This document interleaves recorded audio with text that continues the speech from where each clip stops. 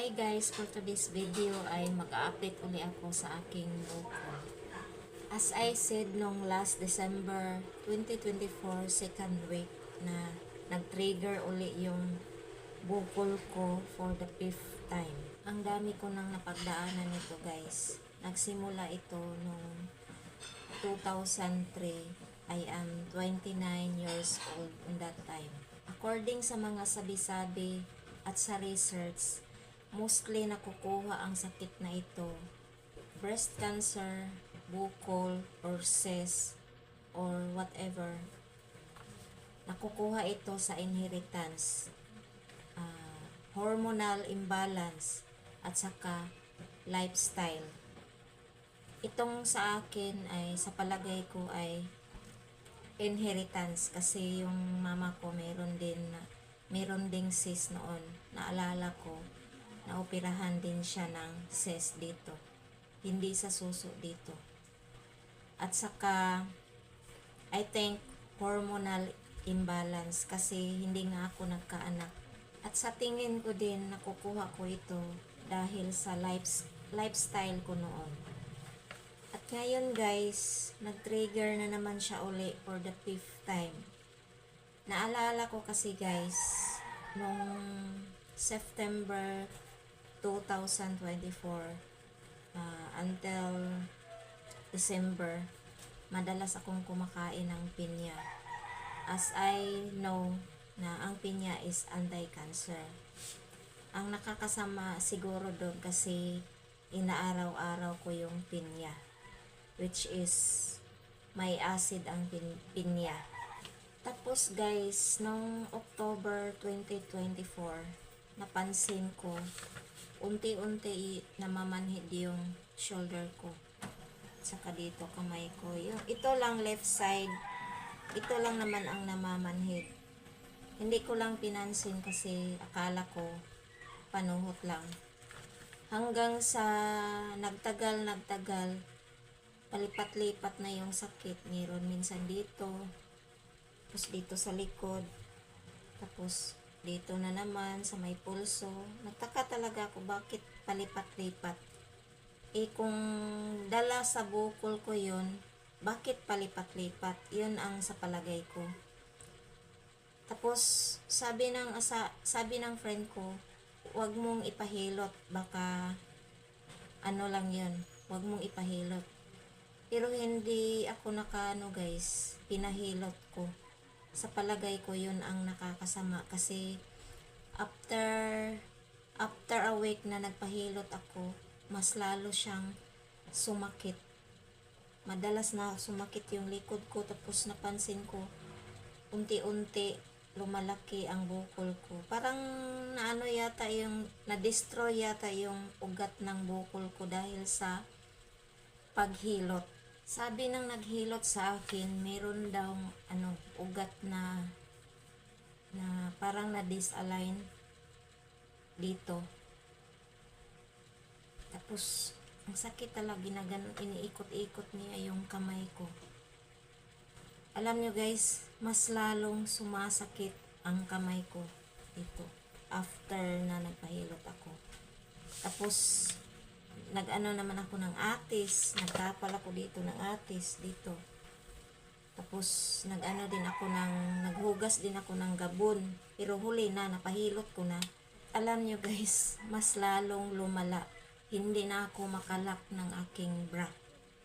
Until ngayon, pero hindi na siya masakit ngayon. Until ngayon, hindi ko mapwersa na ilak yung bra ko kasi parang may ugat na dito sa bukol ko. Kaya hindi ko na lang pipilitin na igalaw itong kamay ko pataas. Hanggang dito lang, ganun. Pero hindi ko dito sa likod, hindi ko rin maitaas yung kamay ko. Kasi parang may na dito may laman na yung sa Bisaya na undan dito. Makapal na yung laman dito. Tapos pag iganon ko, parang may ugat na dito sa bukol ko. Kaya hindi ko pipilitin. Baka ma-destroy yung ugat ng bukol ko. Ito pa guys, Kaya siguro nag-trigger yung bukol ko uli kasi dahil sa pagkikilos ko dito sa bahay. Like, paglalaba. Naglalaba kasi ako guys. Naglilinis. At saka, magluluto ng mani. Which is, yung pagluluto, mainit yun. Ma-expose yung suso ko. Bawal talaga yun. Kaya lang hanap buhay. Pero, mas grabe yung paglalaba kasi mabigat. Mabigat magkusot. Meron akong washing machine pero pag magwaswas is kukusutin ko. Yun ang talagang iiwasan ko na, hindi ko na ginagawa kasi parang yun talaga ang dahilan sa paglalaba ko. At ito pa guys, para minsan natatamad kasi ako magsain ng dalawang kanin. Kumakain ako ng white rice at saka bread kasi nagugutom ako, wala akong ibang makain. Yun din ang nakapagpa-trigger sa bukol ko kasi bawal na bawal talaga yung white rice at saka bread. So very sensitive na talaga siya guys. Sa ngayon hindi na talaga ako naglalaba, yung asawa ko na lang ang gumagawa. Pero nagluluto pa rin ako kasi magaan lang yung magluto, hindi ka naman nagbubuhat ng mabigat. Ang iniiwasan ko lang is yung init. Nagtatakip ako dito sa harap ko para hindi masyado mainitan. Kumakati naman siya minsan guys, lalo na pag pinapawisan ako, namumula siya. Ang technique ko guys is cucumber. Maghiwa ako ng pinakamanipis na cucumber tapos itapal ko sa kung saan namumula, doon ko itapal. Epektibo talaga guys. Masarap sa pakiramdam, malamig siya at saka hindi siya mahirap itapal kasi didikit siya kasi watery siya, didikit lang siya sa balat tapos malamig, hindi siya makati sa balat. Epektibo, itry nyo yan guys pag namumula yung suso nyo. Tapos mga after 30 minutes kunin mo, wala na, hindi na namumula. At saka minsan din guys sa mga sinusuot natin, kailangan yung isusuot natin is malambot at saka hindi masikip, hindi fit. Malambot at saka manipis lang ang isusuot kasi pag siya, madidestroy siya. Yun ang dahilan na mamumula tapos kakati. This one is inano ko lang kasi nag-vlog ako pero after this kukunin ko na to. Sinampaw ko lang to ngayon Buti na lang guys, hindi talaga nagkasugat yung suso ko. Minsan mamumula lang siya pero hindi talaga nagkasugat. Yun talagang iniiwasan ko guys.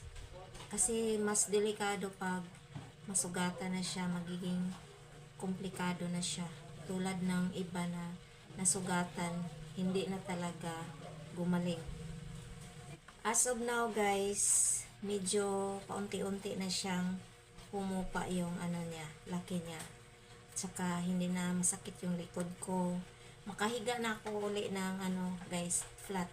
Unlike nung December na hindi ako makahiga ng flat. Ngayon, balik normal na naman. Pero hindi na ako maglalaba. Kikilos naman ako like punas-punas lang, maghugas ng pinggan, magwalis, maglilinis, yung hindi magbuhat lang ng mabigat, punas-punas lang. Yun lang guys. Ang iniinom ko ngayon guys is guayabano leaves, dry. Mas epektibo ang dry guys compared sa fresh. Kasi pag fresh yung lalagain mo, yung sabaw niya puti lang. Unlike kung dry siya, yung sabaw ng parang nagiging red yung sabaw niya. Nag-switch muna ako dito kasi parang hindi na tumalab yung malunggay sa akin. Tapos mga 7 dahon, good for half glass. Tapos, ganunin ko siya, ganunin. Para yung katas ng yung sabaw. Tapos, twice a day, half glass, twice a day. Bali, 1 glass a day lang ang makonsume ko. Hindi pa sobrahan kasi nakakasama din. Dapat 1 glass a day lang. Kung gusto nyo isang lang laga, mag-prepare ka ng 15 piraso na guayabano leaves. Tapos, lagyan mo ng isang baso at 1/4 para pag magiging 1 glass na lang siya. Tapos ito rin guys, CMD, pampawala ng sakit. Ito, epektibo talaga siya sa sakit ng suso. Ang ginawa ko dito guys is 1 glass na water, 5 drops ng CMD. Twice a day ko ginagawa, morning at saka evening. Yung wala pang laman ang tiyan. Yun ang ginagawa ko guys. Tapos guys, iinom ako ng ferrous sulfate everyday. Kasi pag mag-herbal tayo, nakakalo ng dugo. Tapos medyo anemic ako. Kaya nagtitake ako ng ferrous sulfate. And that's all for today's video guys. Kung hindi pa kayo nakapag-subscribe, please subscribe my channel. And thank you for watching. Kung meron kayong itatanong guys, just comment below. Or pwede kayong mag-message sa aking FB account.